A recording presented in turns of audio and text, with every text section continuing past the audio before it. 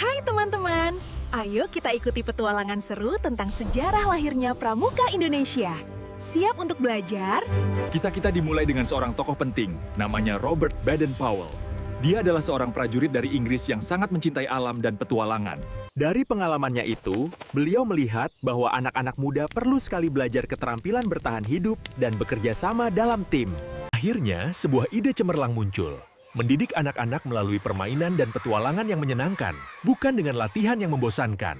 Pada tahun 1907, Baden-Powell mewujudkan idenya dengan mengadakan perkemahan perdana di Pulau Brownsea, Inggris, dengan 22 anak laki-laki. Di perkemahan itu, mereka belajar membuat simpul tali, mendirikan tenda, dan bekerja sama.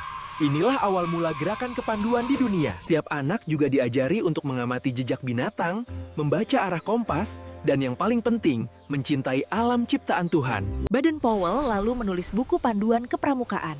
Buku ini tersebar ke seluruh dunia dengan sangat cepat, seolah terbang di atas angin.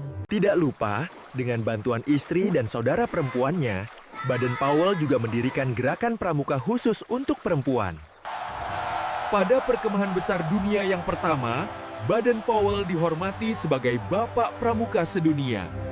Nah, lalu bagaimana semangat kepanduan ini bisa sampai ke Indonesia? Mari kita lanjutkan perjalanan kita.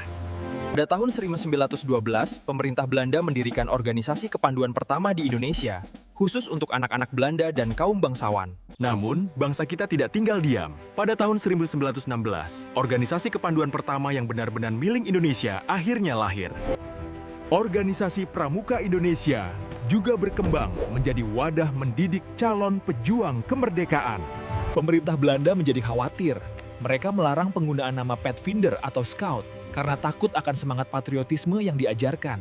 Kiai Haji Agus Salim pun punya solusi yang sangat pintar. Ganti dengan kata pandu. Dan nama inilah yang kita pakai sampai sekarang. Banyak organisasi pramuka lain bermunculan, seperti Hizbul Wathan, menunjukkan bahwa semangat ini tidak bisa dihentikan. Ketika Jepang menjajah Indonesia, semua kegiatan kepramukaan dilarang.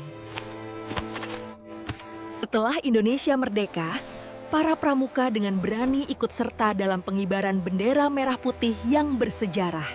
Di kota Solo, tokoh-tokoh Pandu bersatu dan menggabungkan organisasi mereka menjadi satu.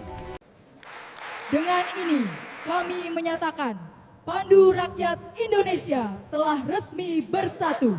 Pandu Rakyat Indonesia. Namun, setelah masa kemerdekaan, organisasi Pandu justru terpecah belah menjadi lebih dari 100 kelompok yang berbeda.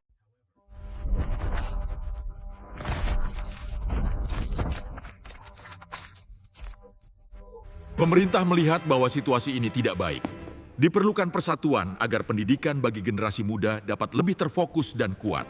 Akhirnya, pada tanggal 9 Maret 1961, Presiden Soekarno secara resmi menyatakan penggabungan semua organisasi kepanduan menjadi satu, yaitu Gerakan Pramuka.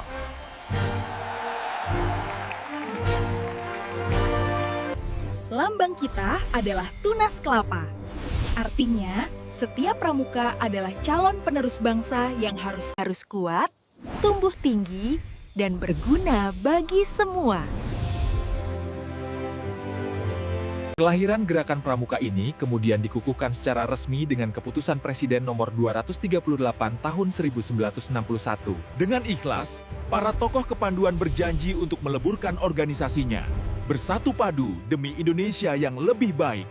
Pada tanggal 14 Agustus 1961, Gerakan Pramuka resmi diperkenalkan kepada seluruh rakyat Indonesia. Sri Sultan Hamengkubuwono IX ditetapkan sebagai Bapak Pramuka Indonesia. Beliaulah yang sangat berjasa memimpin gerakan ini di awal. Hingga kini, pramuka tetap aktif dengan Dasa Dharma dan Trisatya, mengajarkan berbagai keterampilan hidup dan bakti kepada masyarakat. Ingatlah selalu janji pramuka kita, Satyaku Kudarmakan, Dharmaku Kubaktikan.